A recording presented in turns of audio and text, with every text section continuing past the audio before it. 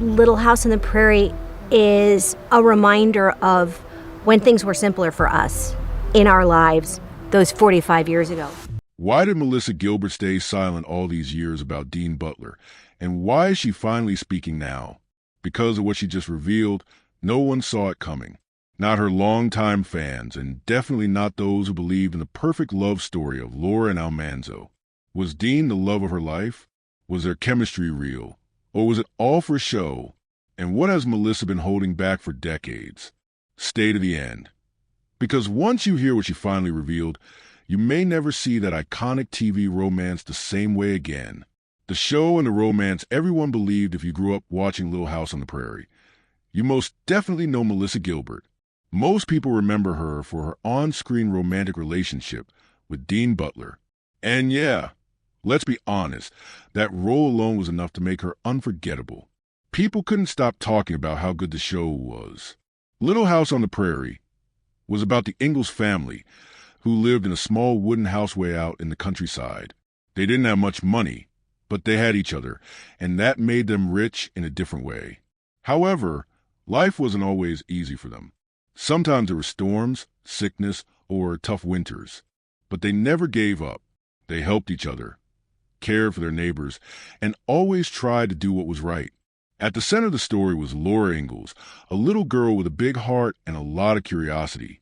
She didn't have fancy toys or a phone, but she had adventure, love, and family, and that made her story special. People loved the show because it reminded them of what matters, like family, kindness, and never giving up even when life gets hard. Laura was played by the young actress Melissa Gilbert. She was just about 10 years old at the time she started playing the role. And the truth is, people who watched her grow up on screen felt like they knew her. Every week, they saw her laugh, cry, and learn lessons about life. As she grew older, the show let her character grow too. Laura started going to school and helping around the house, and eventually fell in love. Now here's where things started to get interesting. Actor Dean Butler came into the series as Almanzo Wilder. He was the one Laura fell in love with. The moment Dean showed up on the screen, fans noticed something right away. He had this calm, kind, and strong charisma about him, like someone you could trust. And when Laura met Almanzo for the first time, it was like you could feel the moment her heart skipped a beat. That's how real their connection looked. People didn't just watch Laura and Almanzo fall in love. They believed it. Their chemistry felt so natural, so real, that fans started asking if they were really in love off-screen too. The wedding scenes and the way he looked at her felt so real, and you could have swore it was more than acting. Everyone believed something was going on behind the camera. Coupled with the fact that those periods were when celebrities weren't big on social media. They hardly shared anything online. There were no Instagram stories or behind-the-scenes clips to satisfy our curiosity. There were just episodes and a few interviews in magazines. That mystery made everything even more magical. People hoped Melissa and Dean were secretly dating. Meanwhile, Melissa and Dean never really talked about their connection during the show. For years, they stayed quiet.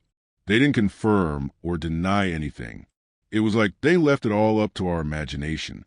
And guess what? It worked because fans' imaginations ran beyond wild. Behind the sweet romance scenes, no one knows what is going on. Were they close friends? Did they have feelings for each other? Or was it all just really good acting? Fans are left to wonder for decades. Still, the love story of Laura and Almanzo became one of the biggest parts of the show. It gave the series heart. It gave fans hope. And it made Melissa Gilbert and Dean Butler household names.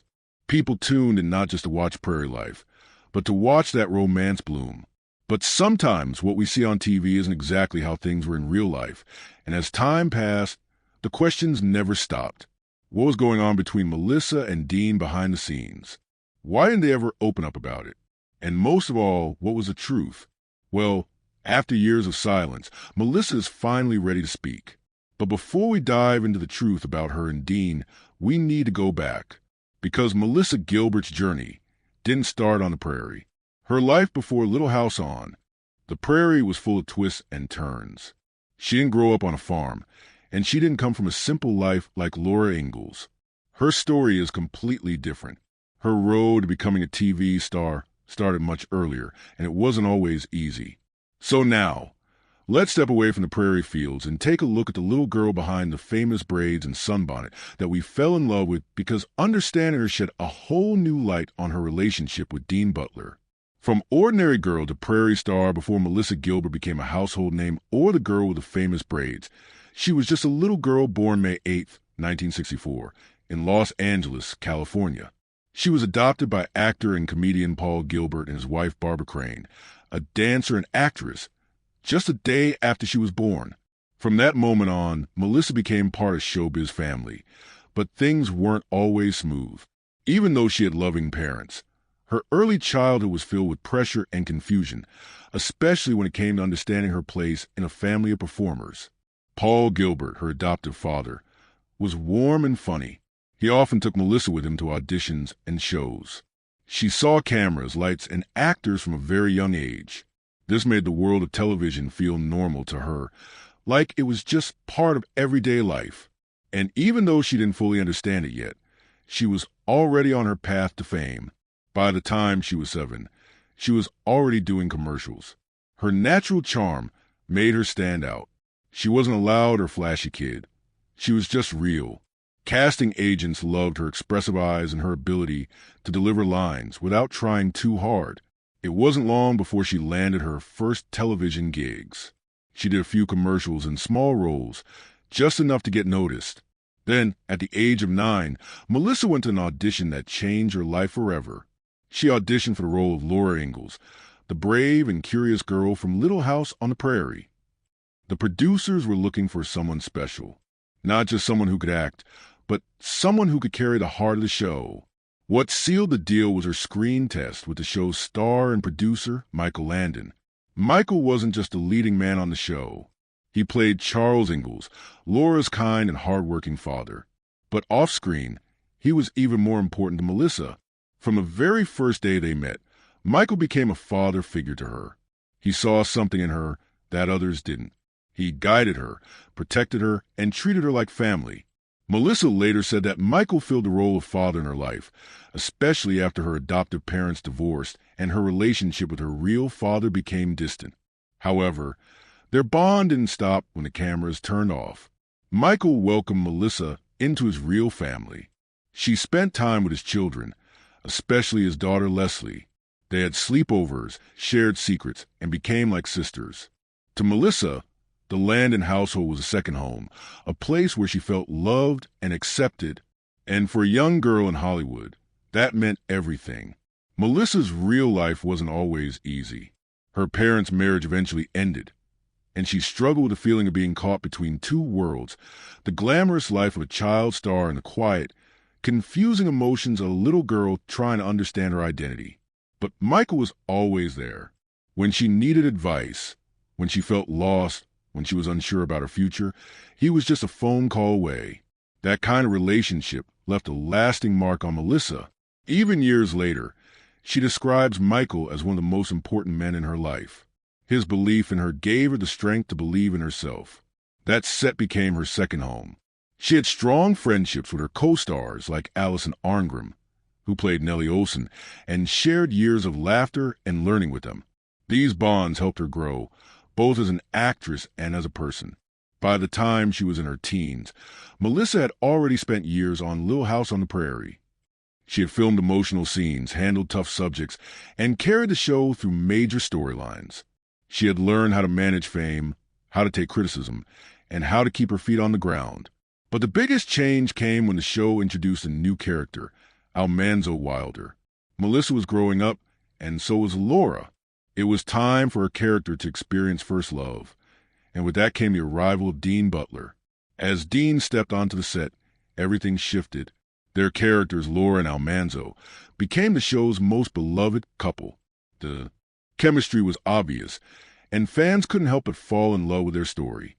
But behind the scenes, Melissa would still try to figure out what it meant to act out a romance, and what it meant when people started wondering if the romance was real. What did Melissa know about love at that age? Was she acting or feeling something real? And how did pretending to fall in love change her forever? The struggles behind the romantic scenes. The world saw a sweet, brave, wide-eyed girl with 2 braids running across open fields in slow motion. But in reality, Melissa was just a young girl growing up in front of millions. It wasn't always easy. At first, it was fun, as she was only 9 when she first stepped into Laura's shoes. Everything felt like a dream. She got to wear fun costumes, ride horses, and play on a set that looked like another time. However, as the seasons passed and Melissa got older, something inside her began to shift. The role that once felt magical started to feel heavy. While other children were going to school and hanging out with friends after class, Melissa spent long days on set. She had to memorize pages of lines, follow directions from adults, and give emotional performances again and again. It might have looked fun on TV, but the reality was that being a child actor came with a lot of pressure. What made it even harder was that Melissa had to be perfect all the time, at least in the eyes of the public. People saw her as Laura. Strangers would come up to her and expect her to act just like the sweet girl from the show. But she wasn't Laura. She was just a regular girl trying to grow up, and somehow this reality began to confuse her. As she moved into her teenage years, Melissa started asking herself questions like, who am I? Where does Laura end? And where do I begin? It was tough. Everyone around her was treating her like she was a character, not the person behind the braids and bonnet. It was hard growing up in the spotlight. And it was even harder trying to figure out who she was when the whole world thought they already knew. It didn't stop there. When Dean was introduced as a new character into the show to be her love interest and later became her husband, it was very awkward and deeply uncomfortable for her behind the scenes. She was still a teenager. She hadn't even had a real-life boyfriend yet, and now she was expected to show romantic affection on screen. She later admitted that filming those scenes with Dean was stressful and strange. However, Dean was professional and kind. But that didn't make it easier for a 15-year-old girl just beginning to figure out her feelings. The pressure didn't stop there. The fans became impossible with their endless questions of whether they were together in real life. For Melissa, acting out that romance felt like stepping into someone else's life. She wanted to make it work. She wanted to make the fans happy. But inside, she sometimes felt lost. She was learning how to play a woman in love, while she was still just a girl figuring out what love even meant. And this role came with more than emotional confusion. There were expectations. She had to smile and look pretty in every scene. She also needed to convince millions of viewers that this grown-up love story made sense, even if she wasn't quite ready. So while everyone cheered for Laura and Almanzo's romance, Melissa was dealing with her private world, a world full of pressure, confusion, and a search for identity. In addition, Melissa had a hard time with something called misophonia while working on Little House on the Prairie. This means small sounds like chewing or tapping really upset her and made her feel angry or uncomfortable, even if no one else noticed them. At the time, the condition wasn't medically diagnosed, so she didn't have a name for what she was feeling.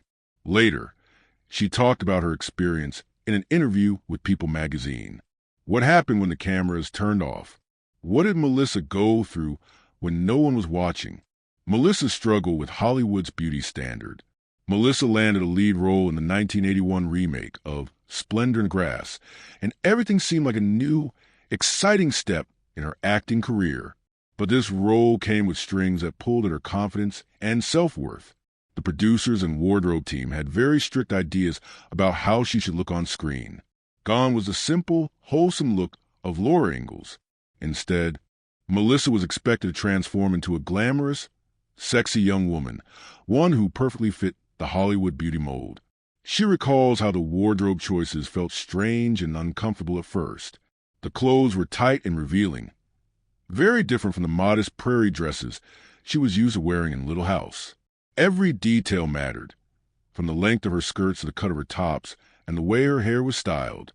The studio wanted Melissa to look like the perfect Hollywood starlet, someone who could captivate audiences with not just acting, but with her looks. This sudden focus on her appearance wasn't just about costumes. The public and media quickly noticed her new style, and Melissa found herself under a microscope. Fans and critics started commenting on her body, face, and new look. It wasn't always kind. Some people judged her harshly for changing from the girl they had loved on TV. The pressure to keep up that glamorous image only grew heavier. At just 18 years old, Facing these expectations, Melissa made a decision that many young actresses in Hollywood find themselves making. She chose to have plastic surgery. She underwent a nose job shortly after her 18th birthday. In her own words from her memoir Prairie Tale, she described the surgery as not a big deal, but the reality was much harder. After the procedure, she experienced intense pain and discomfort. She wrote, "I came out of the procedure with my face hurting like hell. They packed my nose with large strips of gauze soaked in liquid substances to help with the pain. The surgery was only the beginning of a tough recovery process. Complications meant she had to undergo 2 more surgeries to fix issues caused by the first one. It was a painful journey, both physically and emotionally, but that wasn't the only change Melissa made. As the years went on, she also decided to get breast implants. The Hollywood industry's beauty standards loomed large, and Melissa felt caught between wanting to feel confident and the pressure to look a certain way. It wasn't just about vanity. It was about survival in an industry that often judges women first by their looks. However, after years of carrying out these changes, Melissa made a bold and honest decision. In 2015, she had her breast implants removed and stopped dyeing her hair red. Speaking to People magazine, she called this choice one of the smartest things I've ever done. For her, removing the implants was about reclaiming control over her own body and health. It was a turning point, moving away from trying to fit Hollywood's mold and embracing her true self. She had become vocal about the unrealistic beauty standards placed on women in the entertainment world. In a heartfelt interview with Prevention magazine, she expressed frustration with phrases like anti-aging, saying, "There's no such thing. It's derogatory and demeaning. Aging is a privilege, not a problem." She added, "I'm aging gratefully. I want to see every line, every mark. It's part of who I am." This new perspective shows how far Melissa has come.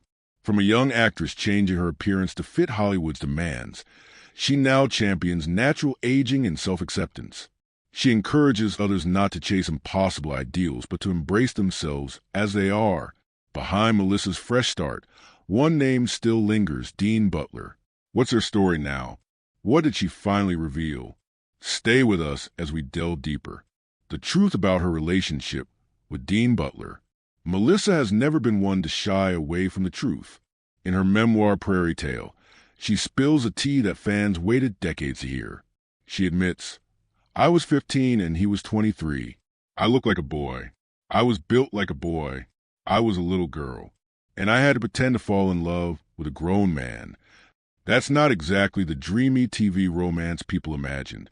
She was a teenager, still uncomfortable in her skin, and now being asked to kiss on camera a man nearly a decade older. Let's not forget that their very first kiss was on national television. There was no warm-up, no real-life chemistry, just lights, a camera, and a script that demanded she look smitten. Melissa said in her book that she was terrified, and the kiss felt awkward and weird. She felt like a kid pretending to be a woman, and Dean knew it too.